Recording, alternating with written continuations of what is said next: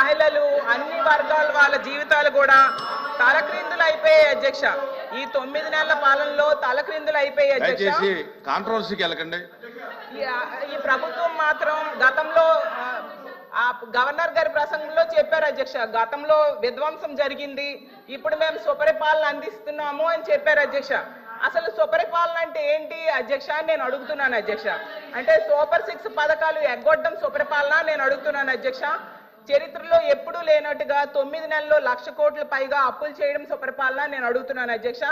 రోజుకి 50 మంది మహిళలపై అఘాయిత్యాలు నేరాలు జరగడం సుపరిపాలన నేను అడుగుతున్నాను అధ్యక్ష.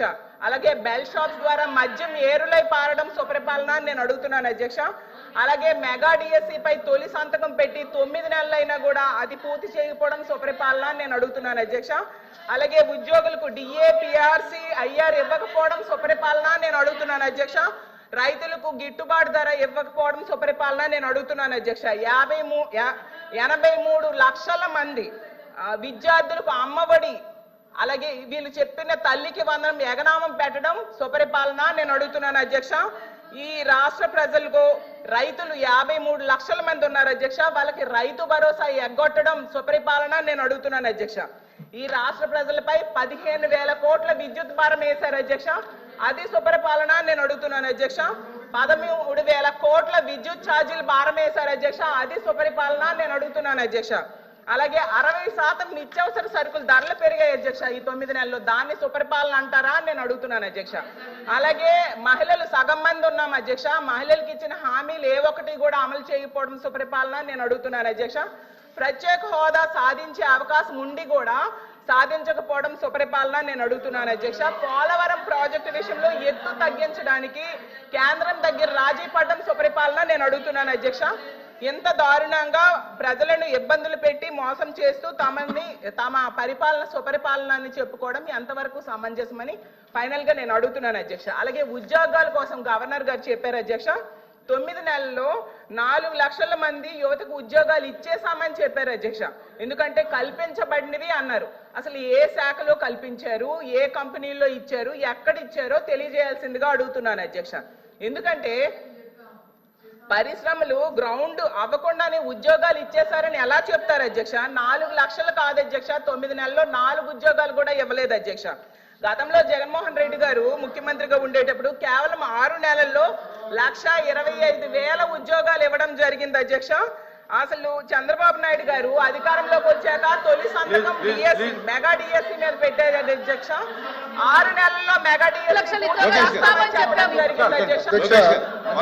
అధ్యక్ష చాలా స్పష్టంగా 4వ పేజ్ ఒకసారి దయచేసి గౌరవ సభ్యురాలని చదవమంటున్నారు అధ్యక్ష. To date, investors have pledged investment of 6.5 lakh crores with an employment potential of over 4 lakh jobs. Potential. ఇచ్చామని ఎక్కడ చెప్పాం మేడం?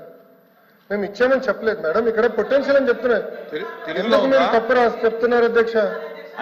చూపించాను అధ్యక్ష, ఇది కరెక్ట్ కాదు అధ్యక్ష. ఎట్లా ఉందా తెలుగులో? అలా ఉందా? తీయండి, తెలుగు కూడా తీయండి. తెలుగు కూడా వచ్చమ్మా, తెలుగు తీయండి, పుస్తకం తీయండి, నో ప్రాబ్లం. కానీ సత్యదూరం మాటలు చెప్పకూడదమ్మా, మళ్ళీ సత్యదూరం మాటలు చెప్పకూడదమ్మా. అంటే అనిత గారు చెప్పండి. చెప్పండి, ప్రింటింగ్ మిస్టేక్ పడిందా ఏంటి చెప్పండి. లేదు, 2 లక్షల ఉద్యోగాలు కల్పించాలని లక్ష్యంగా పెట్టుకున్నాం. ఉద్యోగాలు కల్పించాలని లక్ష్యంగా పెట్టుకున్నాం. చూడమండి అధ్యక్ష, ఎక్కడైనా ఏ పేజీ?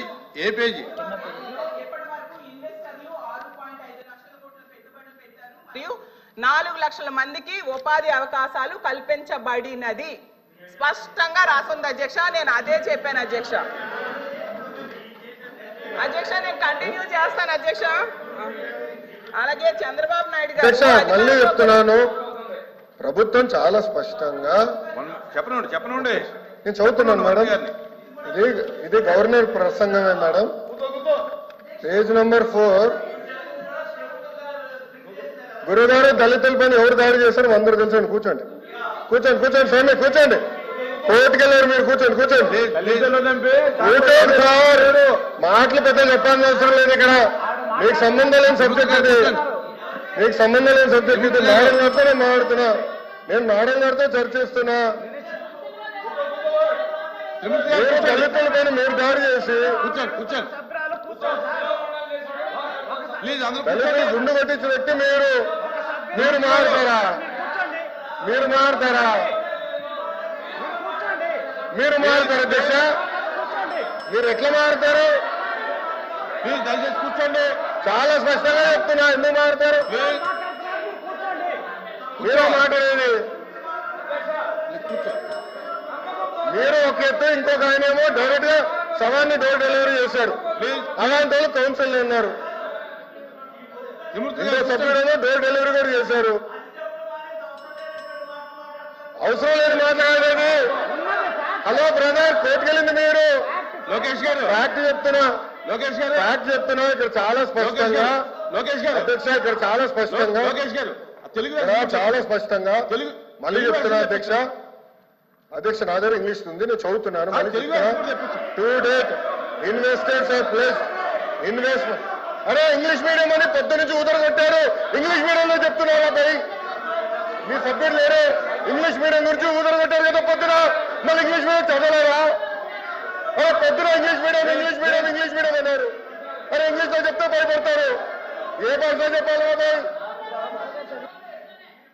గవర్నర్ గారు చదివింది ఇంగ్లీష్ లో మీరందరూ బైకాట్ చేయకుండా కూర్చుని ఉంటే బాగుండేది అరే అది కాదు భయ్ ఇంగ్లీష్ మీడియం చదవకూడదా ఇంగ్లీష్ లో ఉందని చెప్పకూడదా అరే మీరే ఇంగ్లీష్ మీడియం అని పెద్ద ఊదర కొట్టారు నేను స్పీచ్ ప్రిపరేషన్ వెళ్ళినప్పుడు ఒక సభ్యుడు చేసి ఇంగ్లీష్ మీడియం ఎత్తేస్తామని కూడా మాట్లాడారు ప్లీజ్ కూర్చోండి. మరి ఎట్లా తెలుగులో మాడితే చెప్పంటారు ఇంగ్లీష్ లో మాడితే చెప్పంటారు ఇంకే భాష మాట్లాడాలి లోకేష్ గారు అరే లోకేష్ గారు సార్ క్లియర్ గా 4వ పేజ్ లో to date investors have pledged investment of 6.5 lakh crores with an employment potential of 4 lakh jobs అధ్యక్ష ఇది మా పార్టీ విధానం ఇది ప్రభుత్వ నినాదం క్లియర్ గా చెప్పాం అధ్యక్ష గవర్నర్ గారు కూడా ఇది చదివారు అధ్యక్ష దయచేసి మేడం గారు గుర్తుపెట్టుకోవాల్సిందిగా కోరుతున్నాం తెలుగులో ఏమన్నా మిస్టేక్ పడిందని చూడండి అంటున్నా.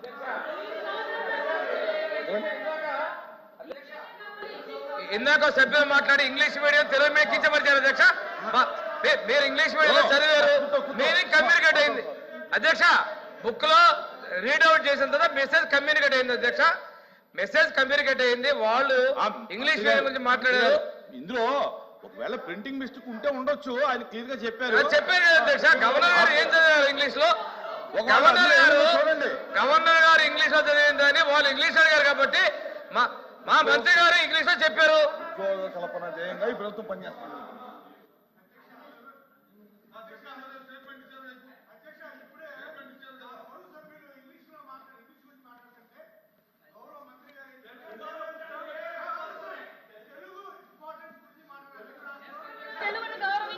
అధ్యక్ష